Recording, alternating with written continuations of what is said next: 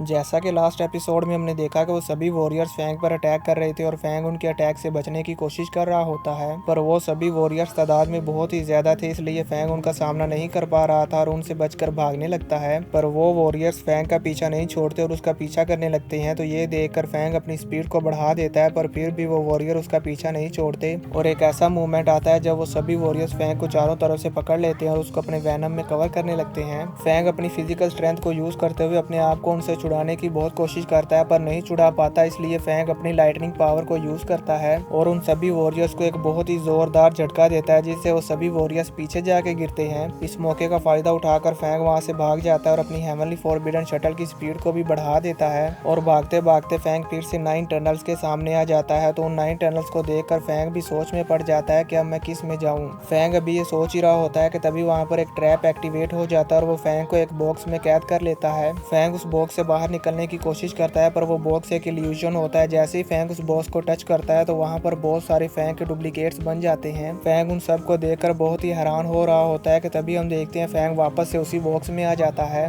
और जैसे ही फैंग अपने हाथ से उस बॉक्स की दीवार को टच करता है तो वो दीवार मिरर की तरह टूट जाती है और फैंग उसके अंदर खींचा चला जाता है, जिसके बाद फैंग पूरे यूनिवर्स में से होता हुआ एक अलग ही डायमेंशन में चला जाता है, जो कि कोई मिरर टाइप की डायमेंशन थी। और अब फैंग वहां पर अपनी हेवनली फॉरबिडन शटल पर फ्लाई करता हुआ उस डायमेंशन को देखने लगता है और देखकर बहुत ही हैरान हो रहा होता है। उस डायमेंशन को देखकर फैंग कहता है कि ये एंशिएंट सिविलाइजेशन वाले मुझे कैद करने की कोशिश कर रहे हैं, इसलिए फैंग गुस्से में आ जाता है और अपने सभी फ्लाइंग नाइफ्स को अटैच करके उस मिरर डायमेंशन की दीवार पर अटैक करता है। पर हम देखते हैं कि फैंग का इतना ज्यादा पावरफुल अटैक उस दीवार पर एक खरोच भी नहीं लगा पाता, क्योंकि ये दीवार बहुत ही ज्यादा स्ट्रॉन्ग है। अपने इतने ज्यादा पावरफुल अटैक को उस दीवार के सामने बेकार होता हुआ देखकर फैंग कहता है, मेरे इस अटैक की पावर 3 मिलियन किलोग्राम से भी ज्यादा है, पर फिर भी ये दीवार नहीं टूटी। पता नहीं ये कमरा किस मटेरियल से बना हुआ है जो कि मेरे इतने ज्यादा पावरफुल अटैक से भी नहीं टूटा। इवन के मेरे इतने ज्यादा पावरफुल अटैक के बावजूद भी इस दीवार पर एक क्रैक भी नहीं आया। फैंग अभी ये सोच ही रहा होता है कि तभी फैंग की डिवाइस पर उसको आवाज सुनाई देती है, इलाइट डिसेबल लुवो फैंग,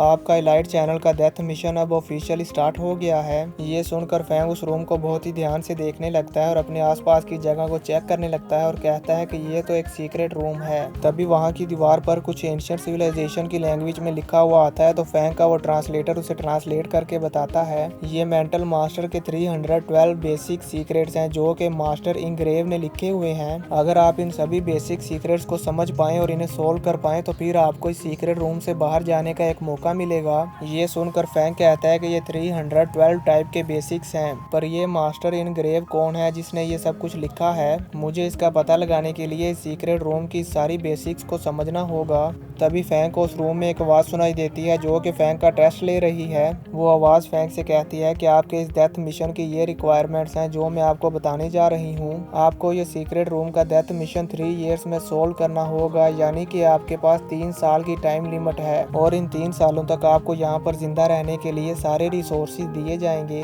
और अगर आप इन 3 सालों में सीक्रेट रूम से बाहर नहीं आ पाए तो आपको फेल कंसीडर किया जाएगा। इसका मतलब ये होगा कि आप यहीं पर मारे जाएंगे और हम आपको आगे रिसोर्सेस नहीं देंगे। ये सुनकर फैंग भी हैरान हो जाता है और कहता है कि अगर मैं फेल हो गया तो मैं यहीं पर मारा जाऊंगा, लेकिन इस एग्जाम को पास करने के लिए मुझे 3 साल लगेंगे और अगर मैं 3 मंथ में यहाँ से वापस एंशिएंट सिविलाइजेशन की बेस में नहीं गया तो वो सभी लोग यही समझेंगे कि मैं इस एंशिएंट सिविलाइजेशन की रूइंस में मारा गया। ये सब सोचकर फैंग काफी परेशान हो रहा होता है और कहता है कि मैं तो यहाँ पर काफी लंबे समय के लिए फंस गया हूँ। अगर मैं ऐसे यहाँ पर फंसा रहा तो मेरी फैमिली और मेरे फ्रेंड्स यहाँ तक के यूजिन भी यही सोचेगी कि मैं मारा गया हूँ। जिसके बाद फैंग कहता है, डैम, अगर मैं 3 सालों तक घर नहीं जाऊंगा तो मैं अंदाजा भी नहीं लगा सकता कि घर में क्या क्या हो जाएगा, इसलिए मुझे कुछ भी करके इस सीक्रेट रूम को 3 महीनों के अंदर अंदर तोड़ना होगा। जिसके बाद फैंग वहाँ पर कल्टीवेशन करने के लिए बैठ जाता है। व्यू चेंज होता है और हमें एंशिएंट सिविलाइजेशन की बेस का व्यू दिखाया जाता है, जहाँ पर इंस्पेक्टर वेलिडमीर एंशिएंट सिविलाइजेशन के गेट के सामने उन सभी वॉरियर्स के वापस आने का वेट कर रहे थे।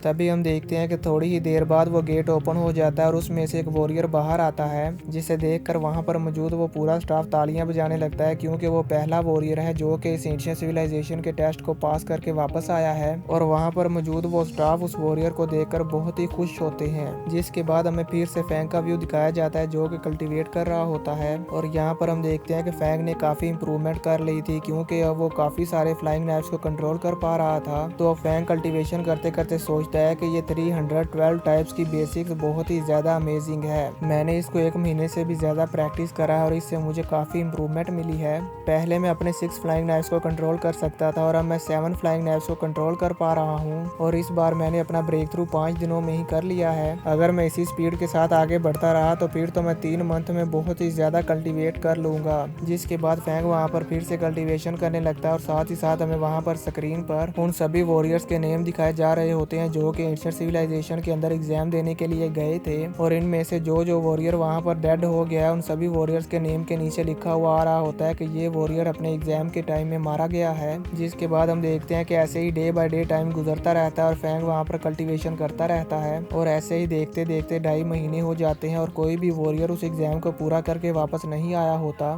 सिवाय एक वॉरियर के जो कि एंशिएंट सिविलाइजेशन के अंदर गया था और वो 3 दिन के अंदर अंदर ही अपना एग्जाम पास करके वापस आ गया था। उसके बाद और कोई भी वॉरियर अभी तक वापस नहीं आया। इंस्पेक्टर वेलिडमीर भी वहाँ पर खड़े उन सभी वॉरियर्स पर नजर रख रहे थे और वो ये देखकर हैरान हो जाते हैं कि अब तक इतने ज्यादा वॉरियर्स मारे गए हैं। टोटल 3 वॉरियर्स अभी तक मारे गए हैं और 4 वॉरियर्स अभी तक वापस नहीं आए। जिसके बाद व्यू चेंज होता है और हम फैंग को देखते हैं जिसने 2.5 महीनों के अंदर अंदर बहुत ही ज्यादा इंप्रूवमेंट कर ली थी और इस बार फैंग की कल्टीवेशन भी काफी ज्यादा बढ़ गई थी क्योंकि फैंग अब 10 फ्लाइंग नाइफ्स को कंट्रोल कर पा रहा है। जिसके बाद हम इंस्पेक्टर वेलिडमीर को देखते हैं जो कि वहाँ पर खड़े होकर मॉनिटर को देख रहे थे और वो कहते हैं कि 3 महीने पूरे हो गए हैं लेकिन अभी तक 4 गॉड ऑफ वार वॉरियर्स वापस नहीं आए। ये सब सोचते हुए इंस्पेक्टर वेलिडमीर वहाँ से जा ही रहे होते हैं कि तभी वो एंशिएंट सिविलाइजेशन का गेट ओपन होने लगता है। ये देखकर इंस्पेक्टर वेलिडमीर भी वहीं पर रुक जाता है और पीछे की तरफ घूम कर देखता है तो वो देखता है कि वो जो फैंग का फ्रेंड था टियानी उस गेट से बाहर आ रहा होता है और वो काफी ज्यादा बुरी हालत में होता है। वो बहुत ही मुश्किल से चल पा रहा होता है और वो गेट से बाहर आते ही वहाँ पर गिर जाता है तो वहाँ पर मौजूद वो स्टाफ जाकर उसको उठाते हैं। जिसके बाद टियानियो मॉनिटर की तरफ देखता है और वहाँ पर वो फैंग को देखता है और फैंग को याद करता है और वहीं पर बेहोश हो जाता है और इसी के साथ हमारा ये एपिसोड खत्म हो